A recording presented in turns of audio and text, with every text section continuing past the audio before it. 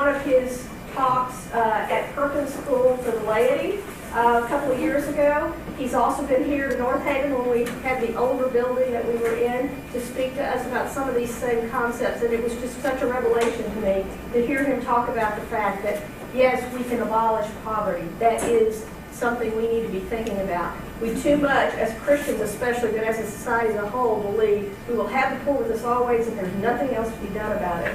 Rather than seeing Jesus as saying, you know, I think there are many ways to talk about that and put it into a different context. And I know he'll do that better than I can. So I will turn it over now to Joel Pugh to make the introduction. Dr. King had a dream. He had 3 dreams. The one we hear about so much is the civil rights for all. The second dream Dr. King had was the end of military violence. The third dream Dr. King had was the end of poverty. He wrote a book about it, and the theologian Dr. King wrote his book about it, and the theologian Theo Walker will explain to us in a minute what he was thinking. How do you do that? But a little background before that. Dr. King 50 years ago looked back at what our country had done in the last 50 years and how our country had created the progressive income tax, created national parks, abolished the oil monopolies, abolished the railroad monopolies, and in doing so created a platform for the middle class, for the American dream, that by his time had become by far the greatest middle class, the largest middle class the world had ever known. But what he realized is there were still some people left behind. So Dr. King focused on how do we deal with these people left behind. That's what Dr. Walker will explain to us, but just before he comes up here, I do want to point out that since Dr. King, in the last 50 years, as we look back, what we have done as a nation is we have cut the progressive income tax, the money collected for the common good, in half. We've deregulated the banking. And what it's caused, for example, a firm named Goldman Sachs had $10 million 50 years ago, which in today's dollars is $70 million. Today they have $72 billion. This group is 1,000 times better off.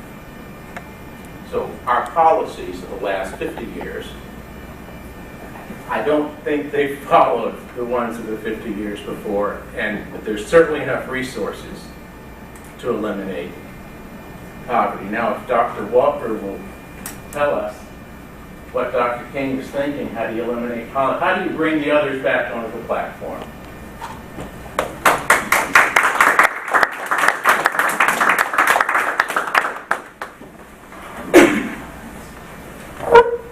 Thank you for the honor of being invited to deliberate with you today. It is indeed an honor and a privilege to speak at this gathering, so gratitude to you. I'll begin in the usual churchly fashion with a piece of scripture. The Gospel of Luke, chapter 4, verses 14 through 19, where we read in the New Revised Standard English the following words. Then Jesus, filled with the power of the Spirit, returned to Galilee, and the report about him spread through all the surrounding country. He began to teach in their synagogues and was praised by everyone. When he came to Nazareth, where he had been brought up, he went to the synagogue on the Sabbath day, as was his custom. He stood up to read, and the scroll of the prophet Isaiah was given to him. He unrolled the scroll and found the place where it is written,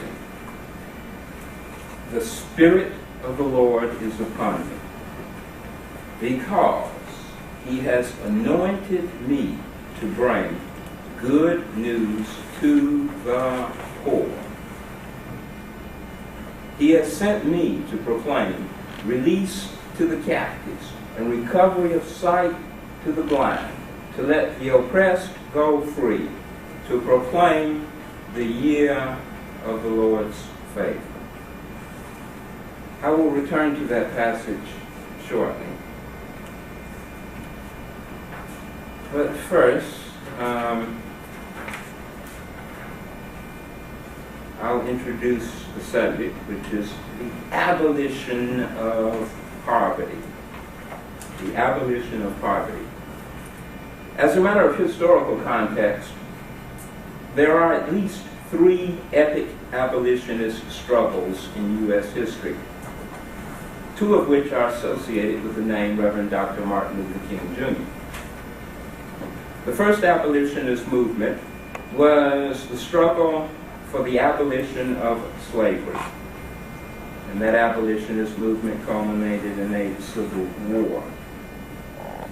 The second abolitionist movement was the struggle for the abolition of Jim Crow segregation, which culminated in a civil rights struggle. The third abolitionist movement is the struggle for the abolition of poverty, a movement which has not yet gotten fully underway. Our central topic for this afternoon concerns this third abolitionist movement, the struggle to abolish poverty. But before taking up this central topic, I care to back up, way back through history, and point out that there is biblical guidance regarding the abolition of poverty. I refer to, again, the Gospel of Luke, chapter 4, verses 13 through 19, where Jesus reads from the scroll of Isaiah 61, where, if I recall correctly. And I will care to describe that as an abolitionist program, a program designed to abolish both slavery and poverty in one stroke. Then I would like to make mention of Wesleyan connections. Since many of us are Wesleyan, and those of us who are not, well, we tend to think highly of Wesley, in spite of not being Wesleyan. And to mention John Wesley's Methodist movements. And then to fast forward to Reverend Dr. Martin Luther King Jr. and his contributions to abolitionist struggles in America. Concerning Luke 4:14 through 19.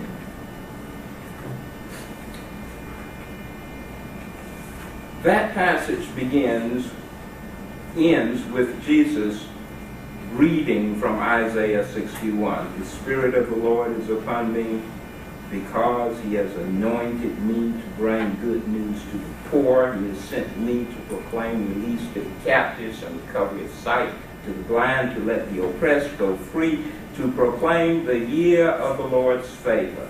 The year of the Lord's favor, also called the acceptable year of the Lord, also called the year of Jubilee.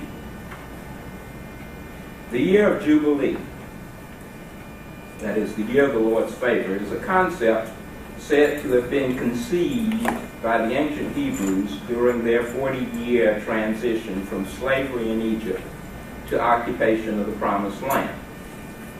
Now, during that transitional period, these people had opportunity to think carefully about what life would be like when they reached the Promised Land. And one of the things they said to themselves is, when we reach the Promised Land, we're now free from slavery. And when we reach the Promised Land, we're going to divide up all of this land, all of this territory, in such a way as to ensure that every family has enough to prosper. And then they thought a little more deeply about the matter, and they realized that humans are creative, and that, you know, if you divide up all of the property equally and give it a few years, some inequalities will start to emerge. Imagine, if you will, we are that ancient people, and we're standing on the verge of entering the promised land, and the land will be divided up such that all of us have enough to prosper. Much of this land is farmland, so much hinges upon farming skills, right? Okay.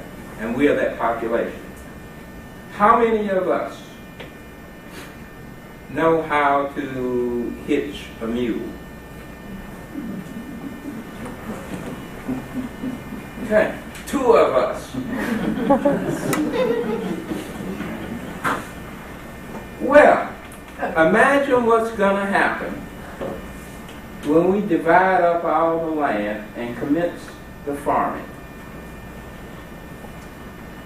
I have just enough experience on the farm to know that if you don't know how to hitch a mule, the mule knows you don't know how to hitch a mule.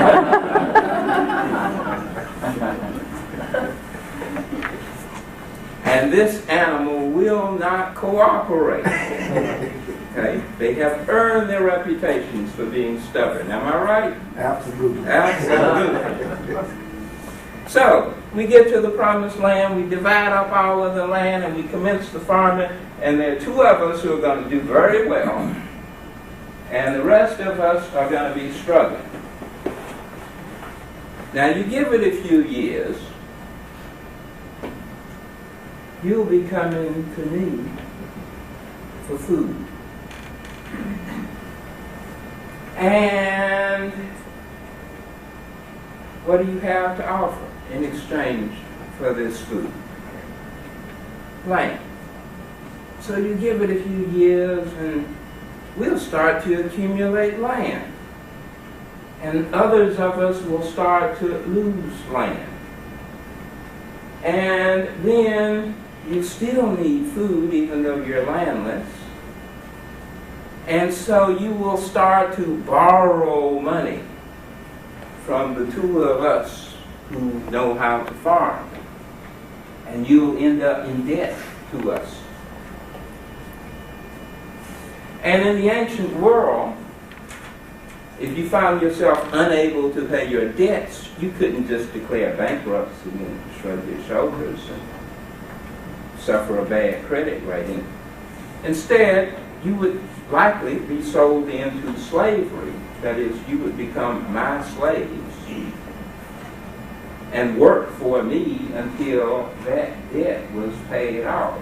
So if you give it a few more years, not only am I going to be wealthy, and many of us will be in debt to me, some of us will actually be enslaved to me because of that enslaving debt. Now, if you can foresee this circumstance before it happens, well, you'll try and design things to mitigate that harm. And so the ancient Hebrews were able to foresee such circumstances, and they said to themselves, when we get to the promised land, we're going to make sure that this does not happen. What we're going to do is we're going to divide up all of the land such that everybody has enough to prosper. And then we recognize that due to inequalities in skill and sometimes just luck and creativity, that some of us will do better than others, and that if we give it enough time, some of us will be in debt and others of us will be in slavery. And so what we're going to have to do is to schedule an abolition